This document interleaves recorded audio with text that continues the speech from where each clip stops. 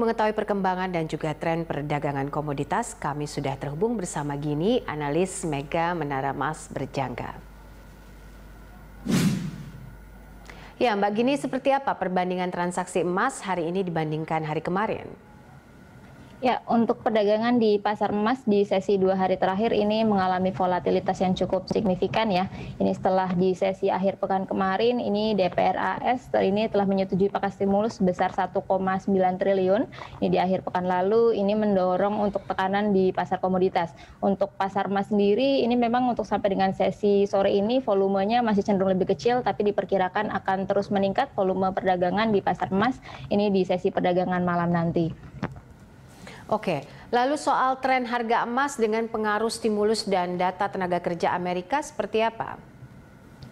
Ya, untuk sentimen dari stimulus sendiri ini cenderung menekan untuk pergerakan di pasar emas ya, karena ini kita melihat untuk bantuan langsung pada pelaku usaha, lalu kemudian pada tenaga kerja ini terus mendorong untuk inflasi di US ini melonjak lebih cepat. Jadi secara signifikan ini cenderung mendukung untuk dolar ini kembali lagi stabil di atas 91 dan ini cenderung menekan untuk pergerakan di pasar emas ini dalam 2 sesi perdagangan berturut-turut emasnya stabil di kisaran 17.10. Untuk dari sentimen untuk laporan tenaga kerja di pasar US ini nampaknya akan cenderung direspon nanti di sesi hari Rabu ya, dan menjelang data ini untuk pergerakan di pasar emas sendiri ini diperkirakan akan cenderung lebih flat. Jadi untuk di sesi hari Rabu ini market akan cenderung wait and see untuk nanti data ADP sampai dengan nanti sesi hari Jumat untuk data non-farm payroll. Oke, kemudian kapan momentum terbaik untuk buy on weakness emas ini? Secara teknikal untuk momentum buy on weakness untuk pasar emas ini terlihat masih ada potensi tekanan ya, penurunan ini di pasar emas itu diperkirakan akan coba uji level di bawah 1.700 per troy ounce di minggu ini.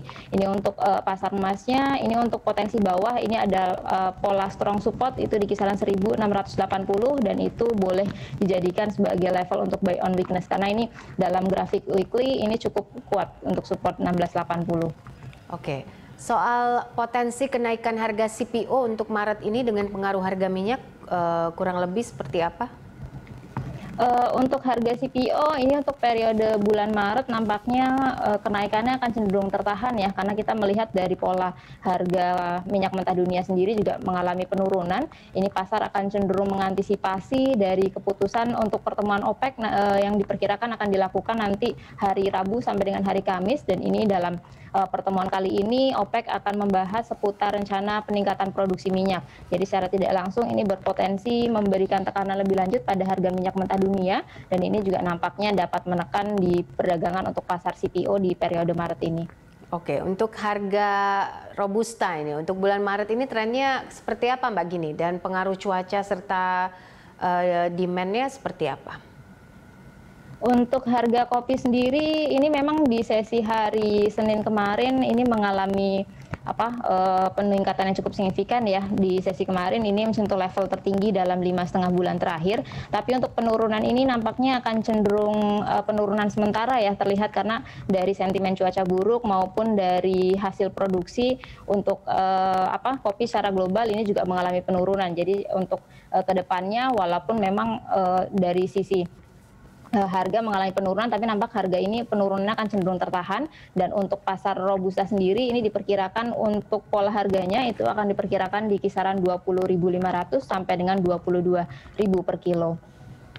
Baik, saran dan rekomendasi Anda untuk investor baru mungkin yang ingin mencoba investasi komoditas ini di Maret seperti apa Mbak Gini?